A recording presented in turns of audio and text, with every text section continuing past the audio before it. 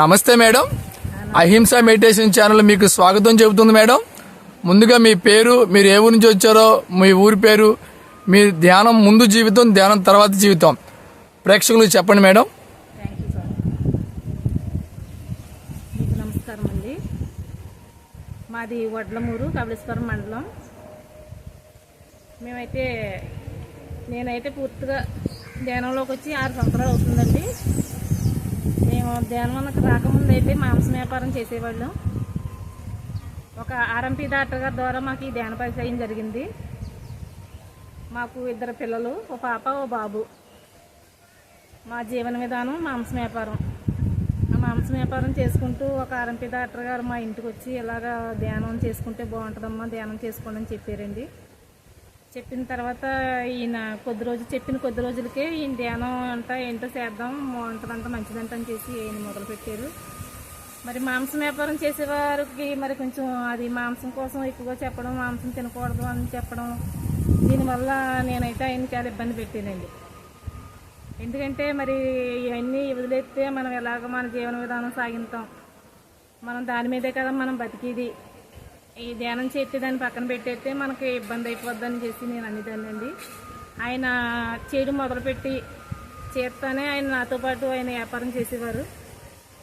ఆయన అలా కొంతకాలం చేయగా ఆయనకి ఏదో మంచి మంచి మెసేజ్లు రావడం, ఏవో యోగులు కనిపించడం ఇలా జరుగుతుంటే నేను వ్యాపారం చేయలేకపోతున్నాను, మానేస్తానంటే ఆయన చాలా ఇబ్బంది పెట్టి ఆయన్ని మీరు మానేయడం కుదరదు, వ్యాపారం చేయాలని అనేదాన్నండి. అయినప్పుడు కూడా నా బాధ భరించలేక ఆయన వ్యాపారం చేసేవారు, కానీ ఆయనకైతే ఇంట్రెస్ట్గా ఉండి వ్యాపారం చేసేవారు కాదు. అలా నేను నాతో పోరాడుతూ 3 సంవత్సరాలు మేమిద్దరం ఎప్పుడు ఇంత మాట అనుకోవాళ్ళం. ఆయన మాంసం వ్యాపారం మానేయాలని ఆయన సంకల్పం, మాంసం కుదరదు చెయ్యాలని నేను. అలా నాతో పోరాడుతూ ఆయన అన్నీ చేయడం మానేయాలనుకున్న మనిషి నా బాధ భరించలేక అలా చేస్తూ ఉండేవారు. మరి అలా ధ్యానం చేస్తుంటే ఆయనకి మంచి మంచి అనుభవాలు వస్తుంటే ఆ అనుభవాలు చూసుకుని ఆయన మానేయాలని చాలా తప్పించేవారు. అలాగ నన్ను భరిస్తూ ఆయన వ్యాపారం మానేసిన తర్వాత పరుపుల షాప్ పెట్టుకుని దాంట్లో మరి ఏ వ్యాపారాన్ని కొత్తగా పెట్టుకున్న తర్వాత పెద్దగా లాభాలు రావు కదండి. రాకపోయినా కానీ వస్తుందంటే నేను మానే అంటానని వస్తుందని చెప్పడం అలా చేసేవారు. అయినా నేను నమ్మేదాన్ని కాదు. ఇందులో డబ్బులు వస్తున్నాయి, నెలకు 30,000 25,000 సంపాదిస్తున్నాం, అలాంటి వ్యాపారాన్ని విడిచిపెట్టేయడం ఏంటి, విడిచిపెట్టడం కుదరదు అని ఆయన బాగా పూర్తి చేసేదాన్ని. పూర్తి చేస్తుంటే ఆయనకేమీ ఇంట్రెస్ట్ లేక అసలు చేయాలని అనిపించక ఆయన చాలా ఇబ్బంది పడుతూ చేసేవారు. అలా చేయగా ఒక రోజు ఇంకా ఆయన పూర్తిగా నిర్ణయం తీసేసుకున్నారు, నేను ఇంకా చేయను, నువ్వు ఏం చేసినా సరే అని తీసేసుకుని ఆయన వదిలేశారండి. తర్వాత మళ్ళీ నేను చేశాను. సరే మీరు చేయకపోయారు, నేను చేస్తాను వ్యాపారం అని చేసి నేను మళ్ళీ 3 సంవత్సరాలు వ్యాపారం చేస్తా. ఆయన్ని ఇంతలాంటి వ్యాపారం వదిలేశారు, ఆయన్ని హింస పెడతా. అలా నాతో కొనసాగిస్తూ బాధపడుతూ ఆయన మా ఇంటి మీద ఒక పిరమిడ్ కట్టారండి. ఆ పిరమిడ్ కట్టిన తర్వాత గురువు గారిని తీసుకొచ్చి, పత్రిజీ గారిని, మరి ఆ గురువు గారు వచ్చి ఓపెనింగ్ చేసి ఈయన ఒక 5,000 మందిని తీసుకుని భోజనాలు గట్రా పెట్టుకుని బాగా ఏర్పాట్లు చేసుకున్న రోజు నాకు అనిపించింది.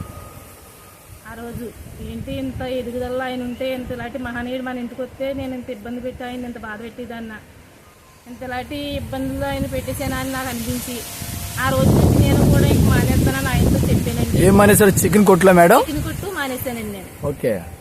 అప్పటి వరకు నేను చేసేదాన్ని.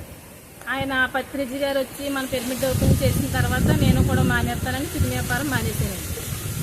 మానేసిన తర్వాత 30వ తారీఖుని సార్ వచ్చారు. 3వ తారీఖుని మెండపేట పిరమిడ్ అక్కడ క్లాస్ జరుగుతూ ఉంటుంది ప్రతి నెల.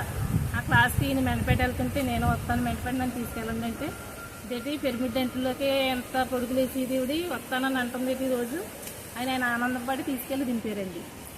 దింపిన తర్వాత పిరమిడ్ దగ్గరికి వెళ్ళి ధ్యానం చేసుకుని సాయంత్రం వరకు క్లాస్ ఆలకించి బయటకు వచ్చిన తర్వాత ఆయన మళ్ళీ కొంచెం బస్ స్టాండ్ దూరం అక్కడికి తీసుకెళ్ళారండి, ఏవెట్రందుకు వెళ్ళారు.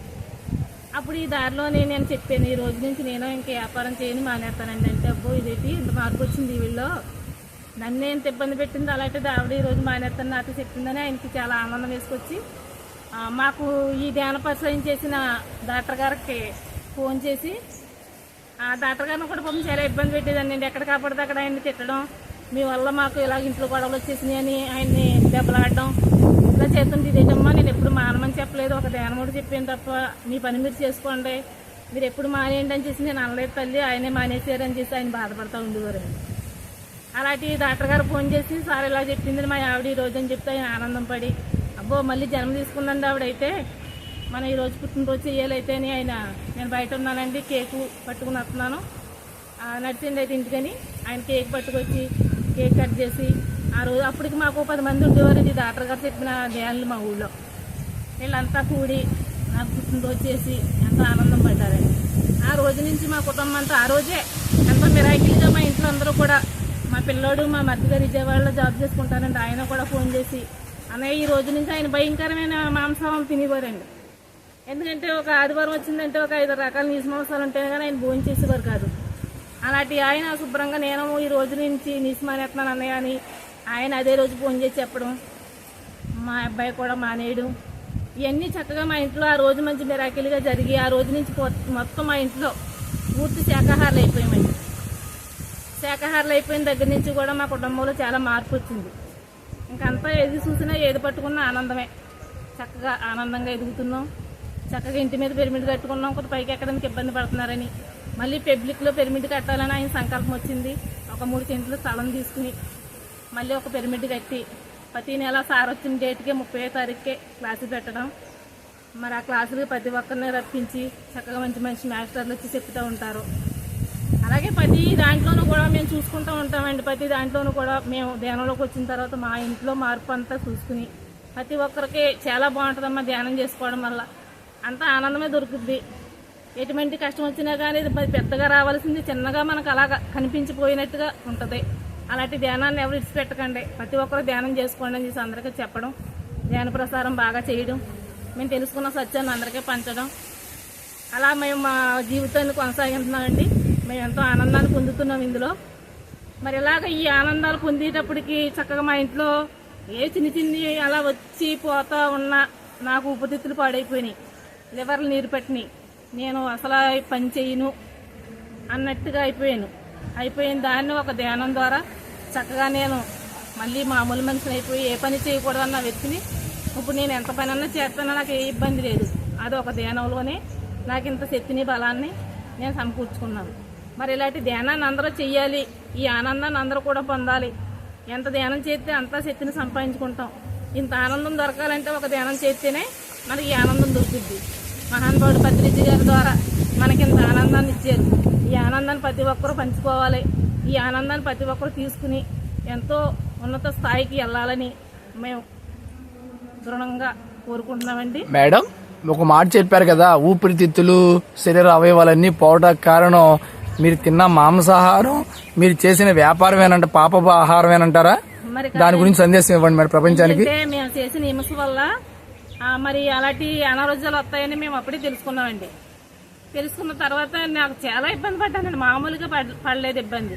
ఎందుకంటే నేను చేసిన హింస వల్లే నాకు వచ్చిందని చేసి అది కూడా మేము నిదర్శనం చూసుకున్నాం.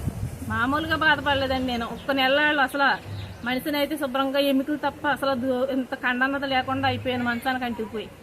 అలాంటి హింసలోంచి బయటపడ్డామంటే మరి ఎంత ఆనందం దొరికిందంటే అండి, మేము చేసిన హింస వల్లే అండి మాకు అంత కర్మ ఎలబోసాను. ఎందుకంటే ఒక జీవిని పూర్తిగా చనిపోకుండా ఇంకా అంటే పక్కనే నుంచుంటే బేరాలు పోతాయి, బయటోడికి వెళ్ళిపోతారు అలాగని చెప్పి ఇంకా పూర్తిగా అది సావక ముందే నేను వేడినీటిలో పెట్టి తయారు చేసి ఆయనకి ఇచ్చేసేదాన్ని అండి.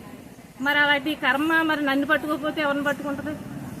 తింటమే తప్పన్న దాన్ని అలాంటి మరి హింస చేసి ఏదో కుటుంబాన్ని పోషించాలన్న ఆనందంతో ఎంతో హింసని చేసేసాను, ఆయన చేత చేయించేసాను. దానికి ప్రతిఫలం నేను ఎంత కర్మని వెళ్ళబోసానంటే మామూలుగా వెళ్ళబోయలేదండి. అందుకే ఎంత బాధ వచ్చినా తండ్రి మరి మేము చేసిన హింస వల్ల మాకు వచ్చిందా ఈ బాధ అనుకుంటాం.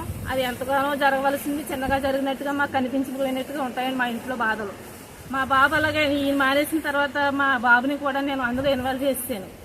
ఎందుకంటే మేము దెబ్బలాడుకుంటుంటే ఆయన పిల్లోడు 10వ తరగతి చదివేవాడు. మీరు దెబ్బలాడుకోకుండా అమ్మా నేను తెచ్చిస్తాను, నువ్వు చేసుకో, అత్తమాట నాన్న మీద దెబ్బలాడుకో అని మా బాబు తేవడం ఇవ్వడం చేసేవాడు. అలా చేయడం వల్ల విజయవాడ ఆయన ట్రైన్ మీద ప్రయాణం చేస్తుంటే ఆ ట్రైన్ యాక్సిడెంట్లో మా అబ్బాయికి ఒక ఏలు కూడా పోయిందండి.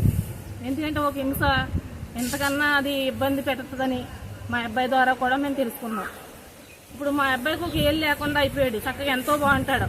అలాంటి పిల్లోడికి ఒక ఏలు లేకుండా ఉండటం వల్ల మేము అసలు కాలేపోవాల్సింది. ఎందుకంటే ఈయన చేసిన ఒక ధ్యానం ఆయనకి మా పిల్లోడి కాలంతా పోయిన వాడు బలంగా లాక్కుని ఒక ఏలు మొత్తం పేటవరం ఎంతవరకు అయితే ఉందో అంతవరకు కూడా అది లాక్కుపోతే మొత్తం చిటికి నీళ్ళంతా అరిగిపోయింది.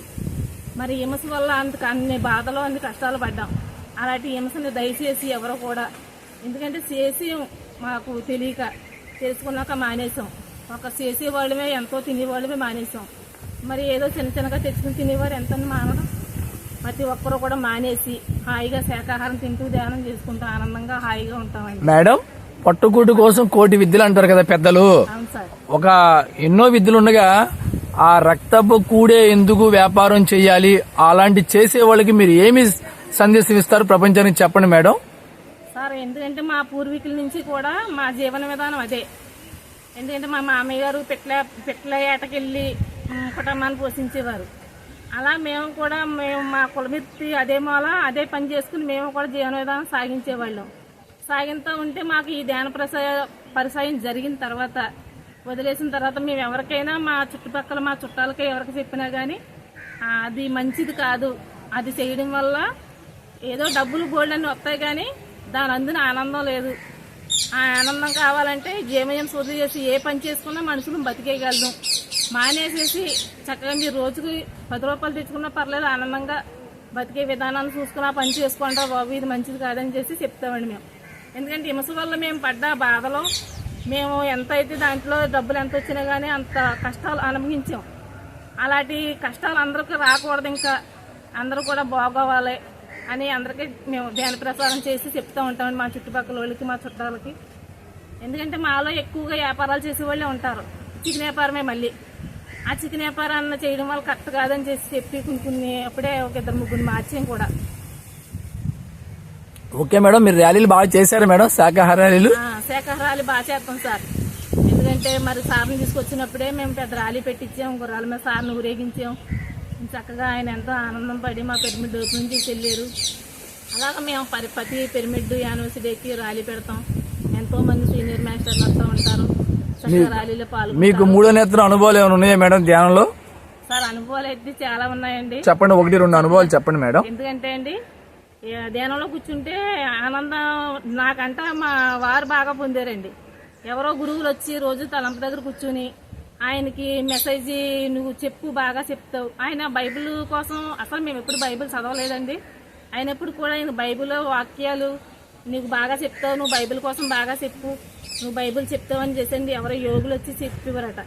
అలా చెప్తుంటే ఆయన ఇదేంటి నేను ఎప్పుడు బైబిల్ చూడలేదు, బైబిల్ కోసం చెప్పంటున్నారట అని ఆయన అనుకునేవారట. అలాగ ఆయన బైబిల్ ఏమీ చదవకపోయినా కానీ ఎంత పెద్ద పాస్టర్ గారు వాదించినా కానీ ఆయనతోటి బైబిల్లో వాక్యాలన్నీ కూడా ఆయన కంఠస్థం పట్టినట్టుగా వచ్చేస్తాయని లైన్గా. ఎంత పెద్ద పాస్టర్ గారైనా ఆయన వాదింతానే ఉంటారు. ఆ వాదనకి ఈయన నెగ్గుతారు, అంత అలాగ వచ్చేస్తాయండి ఆ వాక్యాలు. అలా ఏదో గురువులు మొత్తం మీద ఆయన్ని చెప్పడం, ఆయన మంచి మంచి ప్రసారం చేయడం, ఆయనకి చక్కని వాక్యాలు ఏదైనా సరే అండి ఆయన చెప్పాలనుకున్నదని చక్కగా చెప్పేస్తారు. మేడం, మీ సారు గత జన్మలు చూసుకున్నారా? జన్మల కోసం అయితే ఏం చూసుకోలేదు కదండి. ఆయన చెప్పే మాటలకే ఆ గురువులు వచ్చి, ఎందుకంటే ఆయన చేసిన వర్క్కి ఈ చికెన్ వ్యాపారం చేసేవాళ్ళం కదండి. ఈ చికెన్ వ్యాపారం చేస్తే ఈయన పరుపులు చాటు పెట్టుకుని పరుపుల పని చేస్తుంటే ఆయనకి సాయంత్రం ఇంటికి వచ్చినప్పటికీ గూళ్ళు శుభ్రంగా లాగేసి అట్టండి. నైట్ పడుకుంటే ఆయనకి గూడి బాగా విపరీతమైన బాధ వచ్చేస్తుందంట.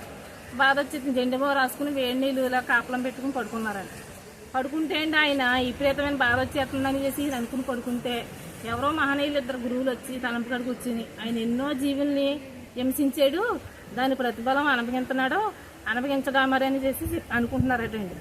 అది ఈయనకి గబుక్కుని మెలకు వచ్చి చూసుకుని అయ్యి బాబో నేను చేసిన హింసకే నాకు ఇలా వచ్చిందా అనుకుని ఆయన మనసులో బాధపడి తండ్రి పోలే మరి ఏం చేస్తాను, పోలే అంటే హింస చేసుకున్నాను కదా, ఆ హింసకు ప్రతిఫలం అనుభవించాలి కదా, నేను చేసుకున్నది నేను అనుభవించకపోతే ఎవరు అనుభవించారు అనుకుని ఆయన ఒక తృప్తి పడారటండి. మేడం, ఇప్పుడు హింస చేస్తే కష్టము, రోగము, బాధలు వస్తున్నాయి. మరి అహింసతో ప్రచారం చేస్తే భోగము, సుఖము, ఆరోగ్యం వస్తుంది కదా మేడం. ఈ విషయం మీద ప్రపంచానికి ఏం చెప్తారు చెప్పండి మేడం. సార్, హింస చేస్తే వచ్చేది ఆనందం కాదు, దుఃఖమే తప్ప.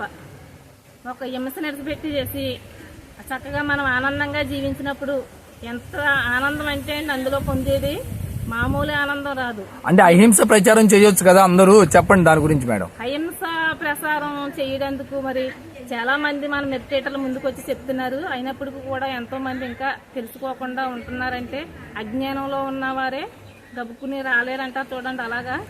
ఎందుకంటే అండి మామూలు వ్యక్తులకి ఎవరికి కూడా అర్థం అవ్వదు. ఒక యోగులు మాటలో యోగులకి అర్థం అవుతాయి.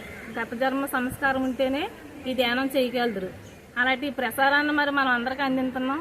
మనం చెప్పిన మాటలు చాలా మంది ఇప్పటికి చక్కగా ఈ పిఎంసి ఛానల్ గట్ట వచ్చిన తర్వాత యూట్యూబ్లో గట్ట చూసి ఈ ప్రసారం చాలా మంది చేయడం వల్ల ఈ ఛానల్ ద్వారా ఎంతో మంది తెలుసుకుంటున్నారు. అలాగే ఇంకా ఎంతో మంది తెలుసుకోవాలి, ధ్యానం బాగా చెయ్యాలి, శాకాహారులు అవ్వాలి. మీరు పుస్తకాలు ఏమైనా చదువుతారా మేడం? బుక్స్ సగం సార్ బుక్, ఎందుకంటే మాకైతే కనుక పెద్దగా చదువు లేదు, ఏదో అలా చిన్నగా అన్ని బుక్స్ సగం బాగా ధ్యానం చేయాలి. మేడం, అమ్మవారు గుళ్ళ దగ్గర జంతు బలి ఇస్తారు కదా, దాని గురించి చెప్పండి మేడం. అది మంచిదేనది? కరెక్ట్ కాదు సార్. మరి మాకైతే మేము ఎంతో మందికి అదే చెప్తూ ఉంటాం. ఎందుకంటే ఏ అమ్మవారు కూడా బలిమ్మని అడిగితే అమ్మవారు ఎందుకు అవుతుందండి? అసలు ఒక తల్లి బిడ్డలని అడుగుతుంది. అసలనే మన అజ్ఞానంతో మనం మాట్లాడే మాట కానీ అంతకు మించి అది అసలు నిజమైన అమ్మవారు కోరింది అని చేసి ఆ వంకన ఏళ్ళు కోసుకుని తినడం తప్ప అది అసలు అడిగింది అంటే మనకి చాలా తప్పు అండి అది. ఎందుకంటే ఏ అమ్మవారు కూడా బలిమ్మని అడగదు. మనం చూడండి, మా ఎక్కువగా చుట్టాలు ఉంటే పెద్దది, ఎందుకంటే మాకు తెలుసండి అది. మా దగ్గరికి వచ్చేవారు ఇంటి నిండా చుట్టాలు వచ్చారంటే, ఇప్పుడు రేపు ఉంది చింతలు తీర్థం ఉంటుందండి మాకు దగ్గరలో ఉగాదికి. మరి ఎక్కువ మంది చుట్టాలు వచ్చారంటే కొంచెం పెద్ద కోడి ఇవ్వండి అంటారు. చిన్నగా ఉన్నారంటే చుట్టాలు చిన్న కోడి ఇవ్వండి అంటారు. మరి అమ్మవారు అడిగితే అంత అలాగా కోసుకుని తినవలసిన పని ఏమైనా ఉందా? ఒకలాంటిదే కోసుకుని తినాలి కదా. వీళ్ళు నోటి రుచి కోసం అమ్మవారిని అడ్డం పెట్టుకుని కోసుకుని తింటున్నారు తప్ప ఏ అమ్మవారు కూడా అడగలేదు. అమ్మవారు అడగలేదని చక్కగా తెలిసిపోతుంది కదండి. చక్కగా చూడండి, ఎర్రబెమ్మగా సినిమా చూస్తే పూర్తిగా అంటే అమ్మవారు తింటుందంటారా మాంసం ముక్కలు అవి, రక్తం, కోళ్ళు? అసలు మనం ఆ మాట అనుకోవడంలోనూ కూడా చాలా తప్పు. ఇంకా అజ్ఞానంతో ఉండి చేసే పని కానీ అదే అది ఎవరు కూడా ఈ అమ్మవారు కూడా అడగలేదు, అడగదు కూడా. అంటే మాంసం తినేవాళ్ళు రాక్షసులు అంతేనంటారా? కరెక్ట్ అండి. అమ్మ శాకాహారం తింటే మానవులు. అస్సలు శాకాహారం తిన్నవారు ఎవరైనా సరే దేవతలతో సమానం, దైవాలతో సమానం తప్ప శాకాహారం తిన్నవారే ఆనందమైన జీవితాన్ని అనుభవిస్తారు. మాంసాహారం తిన్నవాళ్ళు వాళ్ళు రాక్షసులే చూడండి. వాళ్ళ రూపమే మనకి ఏ విపరీతంగా తిన్నవాడి రూపమే తెలిసిపోద్ది. వాళ్ళు మాట్లాడే మాట, వాళ్ళు ఉండే విధానం అంతా కూడా తేడాగా ఉంటది. మరి రాక్షసత్వం అందులో తెలిసిపోవట్లేదండి. మేడం, భవిష్యత్తులో మీరు శాకాహార ర్యాలీలు బాగా చేయాలనుకుంటున్నారు? ఇంకా బాగా చేస్తాం సార్. శాకాహార భూలోకం కోసం మీరు ఇంకేమేమి చేయిస్తారో చెప్పండి మేడం. పాటలు పడ్డా సిద్ధంగా ఉన్నాం. ఓకే. ఎందుకంటే తెలుసుకున్న సత్యాన్ని 10 మందికి పంచాలనే ఒక తపనతోటే మేము ఎక్కడ ఏం జరిగినా, మా ఇంట్లో ఎన్ని పనులున్నా మా అనుకుని శాకాహార ర్యాలీలు ఎక్కడ జరిగినా వెళ్తాం. అలాగే మాకు ఎంతైతే మాకు సహాయ సహకారాలు అందించుకోగలం అంత సహాయ సహకారాలు అందించుకుని మేము ఎంతవరకు అయినా మా పిరమిడ్ దగ్గర మేము ర్యాలీలు పెట్టించడం, చక్కగా క్లాసులు పెట్టించడం, మా వంతు పని మేము ఎప్పుడు చేస్తూ ఉంటాం. పిరమిడ్లకి సహాయం చేయడం. మేడం, ప్రతిసారి చెప్పాను నువ్వు ధ్యానం చేయకపోయిన పర్లా నీకు కాళ్ళు మొక్కుదా, నీకు దండం పెడతాను, నువ్వు మాంసం మానరా బాబు అన్నారు. దాని అంతరార్థం చెప్పండి మేడం. అలా ఎందుకు చెప్పారు? చక్కగా ఎంతగానో ఆయన ఒక్కరు అయ్యుండి ఇన్ని కోట్ల మందిని తయారు చేశారంటే ఆయన ధ్యాన ప్రసారం ఎలా చేస్తే ఇన్ని కోట్ల మంది ఇప్పుడు ఈ పేరవరం పిరమిడ్ దగ్గరికి వచ్చామండి. మరి అలాంటి పిరమిడ్ని ఆయన నిర్మాణం చెయ్యాలని ఆయన సంకల్పం రావడం, మరి ధ్యాన ప్రసారం, శాకాహార ప్రసారం ఎంతగానో చేశారు. మరి అలాంటి ప్రసారం మనము కూడా చేసి ఈ ఒక్క భూలోకంలో హింసన్నది లేకుండా ప్రతి ఒక్కరు కూడా ఆ సంకల్పాన్ని పెట్టుకుని ఏ ధ్యాని కూడా అసలు ఎక్కడ కూడా జంతు బలులు ఇవ్వడం కానీ ఏ మానవులు కూడా అసలు ఇంత కూడా తినకూడదు. జీవం ఏ దేన్ని తీసే అధికారం మనకు లేదు. ఏ జీవిని చంపడానికైనా మనకు అధికారం అసలు ఉందండి? ఎందుకంటే ఏ జీవిని చంపినా మళ్ళీ ఆ జీవం మనం పోసే అధికారం ఉంటే మనం చంపొచ్చు. మరి ఒక మొక్క పోయిందంటే మళ్ళీ దాన్ని అంటేసినా దాని ఇత్తనం వేసిన మొక్క వస్తుంది. మరి ఒక జీవిని చంపామంటే మళ్ళీ దాన్ని ప్రాణం మనం పోయడానికి అసలు మన చేతుల్లో ఉందండి. అలాంటి జీవిని మనం కోసు తింటున్నామంటే అవి ఎంత హింస పెడుతున్నాయి, ఎంత గోస పెడుతున్నాయి. ఆ గోస మరి మన కుటుంబానికి తగిలి ఎంత మరి హింసను చేసిన వాళ్ళకి కంపల్సరిగా అది మాకు బాగా నిదర్శనం తెలుసు. హింస ఎంత చేస్తామో అన్ని కర్మలు అనుభవిస్తాం. అది పెద్దగా వచ్చినా చిన్నగా వచ్చినా కర్మ కర్మే. అలాంటి కర్మను వదులుకోవాలని ప్రతి ఒక్కరు కూడా మరి సార్ చెప్పినట్టుగానే నిజంగా తెలుసుకుని మంచి మార్గంలో అందరూ కూడా నడవాలని మరి మేమంతా కూడా ఎంతగానో సంకల్పించుకుంటున్నాం. Okay, thank you madam. ఒక హింస జీవితం నుంచి అహింస జీవితం వైపు మీరు మీ సారు మారి మరి ఎన్నో ప్రాణుల్ని మరి హింసించి తెలియకుండా చేసిన తప్పుని తెలుసుకుని శాఖాహారులు అయ్యి చక్కగా మంచి సన్మార్గంలో నడుస్తున్నందుకు మీకు ధన్యవాదాలు. మీకు మరి మా అహింస మెడిటేషన్ ఛానల్ సబ్స్క్రైబ్ చేయండి, షేర్ చేయండి, లైక్ చేయండి. Thank you madam.